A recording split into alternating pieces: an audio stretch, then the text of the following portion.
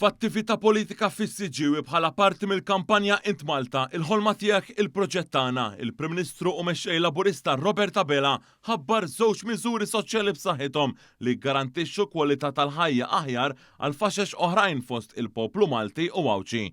Hawnhekk Dr. Abela ħabbar kif gvern ġdid Laburista qed jintrabat li jestendi l-għajnuna l-pazjenti li jmorru għal kura barra mixtutna. Dan hekk kif adulti li jintbagħtu fi sptarijiet barra se jibda ikollhom sapport li bħalissa jingħata lil tfal taħt 18-il sena fejn qarib jew persuna oħra takkumpanjhom f'din il-fażi delikata f'ħajjithom u spjega li filwaqt li bħalissa l-ispejjeż tal-pazjenti diġà jkoprihom il-gvern kif ukoll tal-ġenituri li akkumpanjaw il-minuri, issa din l-għajnuna se tiġi estiża lil persuna li takkumpanja pazjent adult. Il-Prim Ministru spjega li din il-miżura ġiet proposta wara suġġerimenti minn familji li ffaċċjaw diffikultajiet f'sitwazzjoni simili u enfasizza li l-pajjiż għandu jkun hemm għal dawn il-persuni meta jkunu l-aktar fil-bżonn. Għalulna imma illi meta persuna titla għal kura barra minn Malta, l-gvern ħallas u ekku ħallas għal pazjent jekk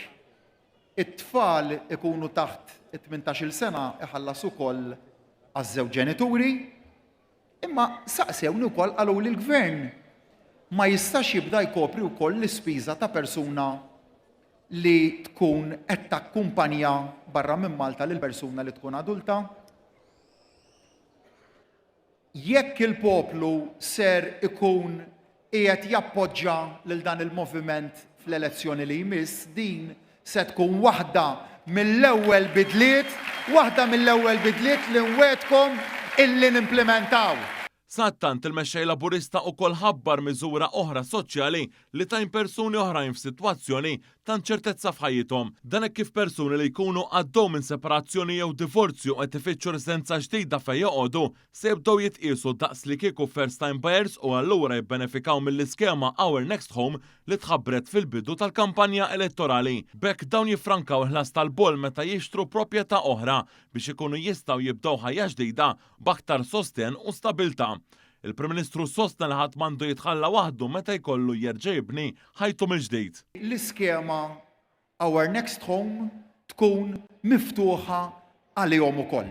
Kemm għal dak il-koppji li jkunu għaddew minn separazzjoni kif ukoll minn divorzju. Intom għalhekk li tridu tibdew il-ħajja mill-ġdid għax ir-relazzjoni tagħkom għaddiet minn diffikultà u biħħejtu d-dar illi kontu tgħixu fiha u tafu għad ir-realtà li jgħaddu minnha ħafna, tbieħ id-dar matrimonjali, kulħadd jieħu s-sem tiegħu wara li taqta' l-loan, u mbagħad tiġi biex tixtri żewġ proprjetajiet separati. Baħ nissa nħallukom waħedkom. Anka intom se tkunu qegħdin titqiesu bħala first time buyers mill-ġdid u tiffrankaw il-boll fuq ix-xiri ta' proprjetà ġdida.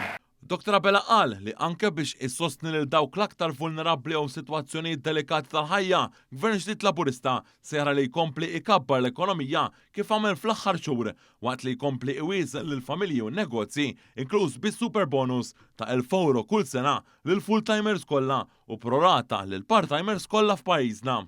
Emnu fija l-kol kemm intom għatuna mill-ġdid l-appoġġ tagħkom.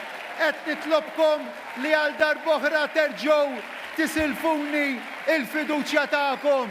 Ejja nkunu hemm flimkien kollha kemm aħna l-pajjiżna. Għandna bżonnkom flimkien kull wieħed u waħda minnkom f'din is-sena tal-azzar tagħna. Jekk naħdmu flimkien konvint li naslu biex inkunu nistgħu nieħdu lil Malta għawdex tagħna fejn jixirqilhom biex Malta qwa tkun hemm mal-ulieda.